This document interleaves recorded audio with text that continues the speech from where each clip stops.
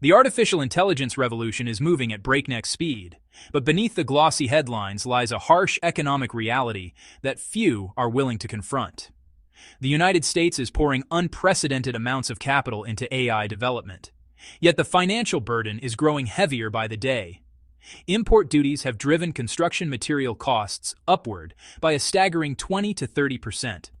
Meanwhile, the price of credit continues its relentless climb. Financial analysts on Wall Street are now identifying the early warning signs of a systemic credit crisis, one severe enough to destabilize the broader economy if this expansion continues unchecked. Despite these mounting risks, policymakers in Washington are doubling down, desperately hoping that Chinese investment and market demand will provide the lifeline needed to sustain this fragile momentum. As we edge closer to 2026, the challenges surrounding AI infrastructure have shifted from being purely technological to fundamentally financial, and the clock is ticking. The infrastructure price shock.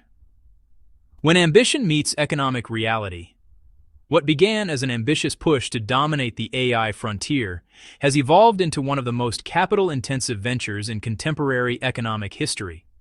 This isn't about installing a handful of server farms or upgrading existing facilities. We're witnessing the construction of sprawling, energy-hungry data complexes powered by cutting-edge NVIDIA processors, facilities that demand enormous quantities of steel, copper, cement, electrical infrastructure, advanced cooling technology, and specialized semiconductors. And here's the problem: building in America is extraordinarily expensive. The United States has never been known for cheap manufacturing or construction costs, and recent trade policies have made things considerably worse. Tariffs have inflated the cost of essential materials dramatically. Basic components like copper cables, steel support structures, and industrial metalwork now cost 20 to 30% more than they did just a few years ago. When you're planning to erect hundreds of these massive facilities, those percentage increases translate into billions of additional dollars. The financial commitment required before even a single AI model begins, its training process is staggering, but the construction expenses represent only the tip of a much larger iceberg.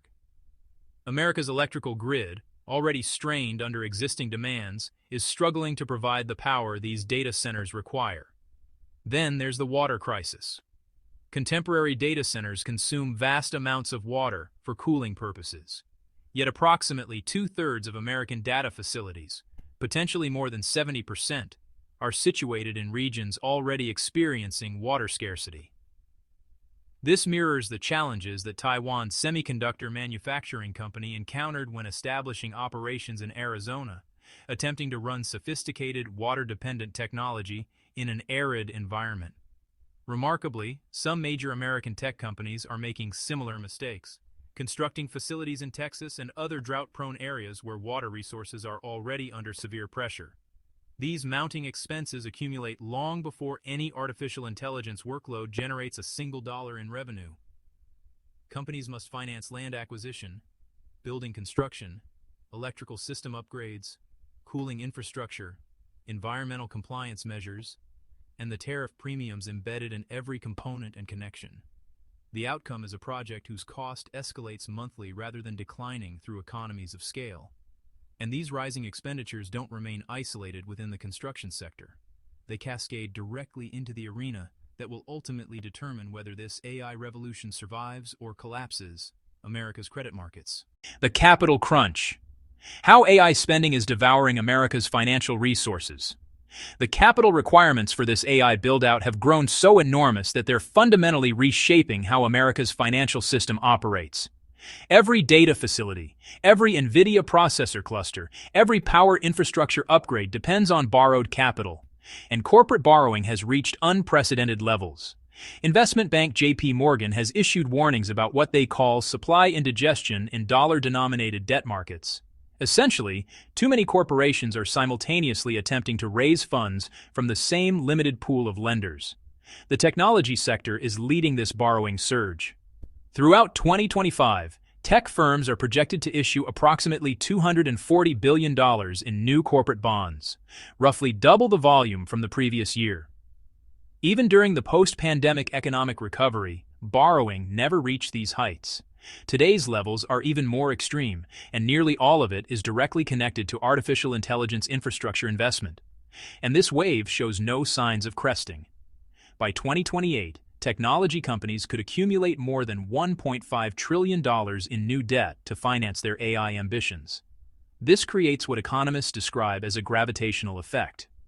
Capital flows toward the largest borrowers, effectively starving smaller enterprises and traditional industries of affordable financing. Some economists refer to this as the two-body problem in finance. Tech giants vacuum up global investment capital to fuel their data center expansion, inflating what many fear is an increasingly fragile bubble, while conventional sectors, manufacturing, construction, retail, logistics, find themselves unable to access reasonably priced credit. When those foundational industries weaken, employment contracts, consumer purchasing power declines, and suddenly the revenue streams that tech companies depend on become far less dependable. Debt obligations that appeared manageable during the boom period suddenly look dangerously exposed. The United States government compounds this pressure. Treasury bond issuance competes directly with corporate borrowers, forcing companies to offer increasingly attractive yields to draw investor interest. Credit spreads, the premium that corporate borrowers pay above government rates, are already expanding, with numerous analysts forecasting they'll climb from 75 basis points to over 100, pushing borrowing costs higher across every sector. All of these pressures are intensifying simultaneously. And as AI-related debt accelerates, financial markets are beginning to signal where they believe the first major rupture could occur, a warning sign that foreshadows what lies ahead. Oracle under pressure. Wall Street places its bets on corporate default. The strain within the credit system isn't hypothetical anymore.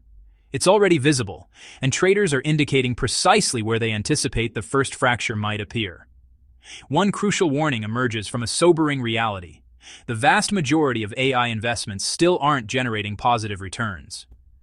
Researchers at the Massachusetts Institute of Technology examined how corporations attempted to implement generative AI in actual business operations.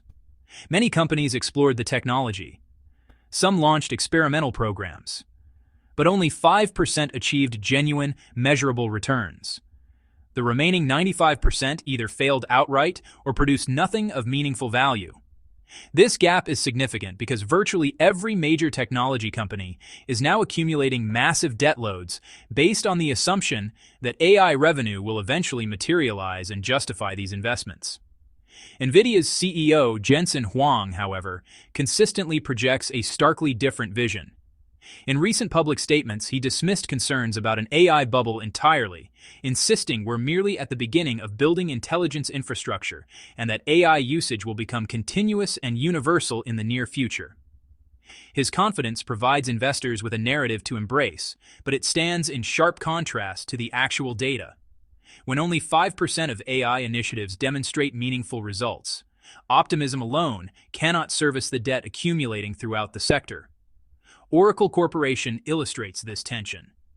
The company has pledged tens of billions of dollars toward expanding its AI infrastructure and competing in the cloud computing market. Yet bond market participants remain deeply skeptical about Oracle's ability to manage this debt safely. Traders have invested $4.2 billion in credit default swaps on Oracle's debt, essentially purchasing insurance that pays out if Oracle fails to meet its obligations. This represents a powerful market signal. If the future of artificial intelligence were as certain as proponents claim, nobody would be spending billions betting on potential collapse. This tension intensifies because the cost of borrowing continues climbing. As credit spreads widen from 75 basis points toward 100 and beyond, every corporation must pay increasingly higher rates to issue new debt. And these spreads don't move independently.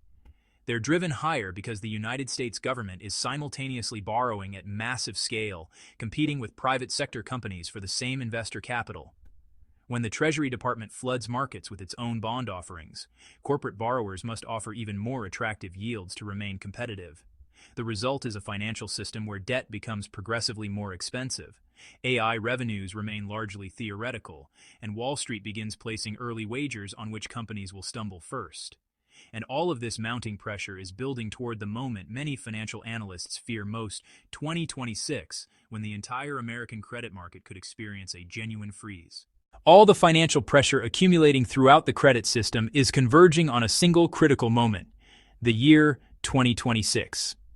That's when the cost of capital could spike so dramatically that significant portions of the U.S. credit market struggle to function normally. When lenders become reluctant to provide financing, interest rates climb rapidly, because the price of money is simply the interest rate borrowers must pay to access it. And if the supply of available capital contracts while demand remains elevated, borrowing becomes prohibitively expensive for many companies. History provides a sobering illustration of how severe this dynamic can become. During the 2008 financial crisis and subsequent credit freeze, the United States Treasury could still borrow at approximately 2.4%, but corporations with BBB credit ratings, just one notch above junk status, faced interest rates exceeding 10%. That's more than 4 times the government's borrowing cost, and it pushed numerous firms to the brink of insolvency. A similar spread today would prove even more devastating because corporate borrowing requirements are substantially larger than they were in 2008. By 2026, 4 of the 7 largest technology companies are forecast to spend over $400 billion on AI infrastructure alone. Nearly all of that expenditure will be financed through new debt issuance. Combine that with a federal government running unprecedented budget deficits, and you have 2 massive borrowers simultaneously competing for the same limited pool of investment capital. In that environment, smaller businesses don't stand a chance. Financing for Main Street enterprises would become prohibitively expensive, constraining hiring, capital investment, and routine business operations. When the broader economy weakens, technology sector revenues deteriorate as well, and suddenly, the enormous debt loads accumulated during the AI boom become significantly harder to service. That's the dangerous feedback loop taking shape around 2026: escalating debt obligations, rising borrowing costs, and declining cash flow, all reinforcing each other. Policymakers in Washington can see this storm approaching, and that's where the geopolitical dimension becomes critical. Because to sustain the AI expansion, the Trump administration is now turning to the very nation it spent years attempting to contain economically. As financial pressure intensifies, Washington is attempting to buy additional time. The Trump administration wants lower interest rates so technology giants can borrow more affordably and sustain their AI expansion. But cheaper credit alone won't solve the fundamental problem. The United States also needs substantial new liquidity injected into the system. And right now, only one country possesses the economic scale to provide it: China. That's why the political landscape has shifted so dramatically. After years of imposing tariffs and implementing sanctions, the Trump administration is now contemplating something that would have been politically unthinkable just months ago: authorizing NVIDIA to export its H200 processors to China, a significant upgrade from the already restricted H20 chips currently available there. For years, national security advisors forcefully argued that these advanced semiconductors should never reach Beijing. Today, the emerging concern is that without Chinese market demand, the AI bubble could buckle under its own accumulated debt. There has already been direct communication between Trump administration officials and their Chinese counterparts, and Trump has agreed to visit Beijing for high-level discussions. The agenda encompasses several unresolved tensions: China's prohibition on American chips within government-linked data centers, Beijing's leverage over rare earth mineral supplies, and whether access to American technology can be partially restored. Commerce Secretary Howard Lutnick articulated the paradox: succinctly blocking high-end chip exports pushes China to innovate more aggressively, strengthening domestic companies like Huawei and their Ascend processor line. But approving H200 exports would enable China to stockpile advanced hardware while simultaneously continuing development of indigenous alternatives. Either strategic path ultimately strengthens Beijing's long-term competitive position. China has already constructed its domestic technology ecosystem around this reality. American semiconductors are banned from government-affiliated data facilities. However, commercial buyers retain the freedom to import whatever technology they can acquire, meaning a flood of H200 shipments is virtually guaranteed if export restrictions are relaxed. For Washington, this represents the fundamental dilemma. Without Chinese capital and Chinese market demand, the AI expansion could stall completely. But supplying China with H200 processors risks creating an even more formidable strategic competitor. At this juncture, American spending on artificial intelligence has expanded so rapidly that it now accounts for more than half of all investment activity throughout the entire economy, a clear indicator of how perilously concentrated this boom has become. Even without access to the most advanced American semiconductors, China's artificial intelligence ecosystem has been progressing at a pace that has surprised many Western observers. One striking example is the Kimi K2 model, which currently ranks as the fifth most capable AI system globally in terms of computational intelligence. What makes this achievement particularly noteworthy is that it was developed under severe hardware constraints. Chinese engineers were forced to innovate around limited GPU availability, relying on less powerful processors and developing custom optimization techniques. It's the technological equivalent of building something remarkable with limited resources, a Tony Stark in a cave moment for Beijing's AI sector. And then there's DeepSeek, another significant breakthrough achieved under similar restrictive conditions. These projects demonstrate that China isn't stagnating. It's advancing steadily, even as Washington attempts to constrain its progress. Which raises the critical question, what happens if China suddenly gains access to NVIDIA's H200 processors?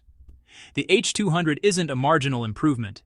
It's exponentially more powerful than the H20, delivering substantially higher processing performance and dramatically greater memory bandwidth. If Chinese research laboratories acquire these chips, they can train models faster, process larger datasets, and achieve new performance benchmarks long before American policymakers can formulate an effective response. Permitting H200 shipments would also eliminate one of China's most significant near-term bottlenecks. Industry analysts note that the H200 delivers approximately 8 times the computational power of the H20, with substantially higher processing throughput and dramatically enhanced memory capacity. Approving these exports would effectively trade away a portion of America's technological advantage in exchange for immediate revenue. It might temporarily reduce pressure on China to develop fully indigenous solutions, but in practice, it could accelerate their overall progress as laboratories utilize this additional computational capacity to train increasingly sophisticated and capable models. In the immediate term, NVIDIA experiences a substantial sales boost and revenue surge. But the long-term consequence is the gradual erosion of America's technological leadership. There's another downstream effect worth considering. If China produces more competitive AI models, they'll compete in global markets, driving prices downward and compressing the profit margins of American AI companies precisely when those companies are drowning in debt obligations. That pressure feeds directly back into the credit risks threatening the entire sector.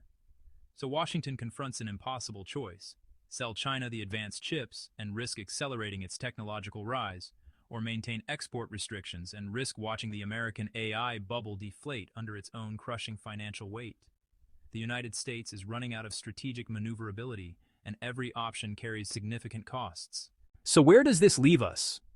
Will the mounting pressure in credit markets eventually burst the AI bubble under its own accumulated debt? Or will selling H200 processors to China provide enough temporary relief to sustain the expansion, while simultaneously risking America's technological leadership?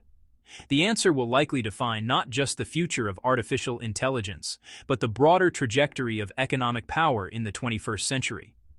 One thing is certain: 2026 is approaching fast, and the decisions made in the coming months will reverberate for decades. What do you think happens next? Share your perspective in the comments below, and don't forget to like and subscribe for more in-depth analysis. I'll see you in the next one.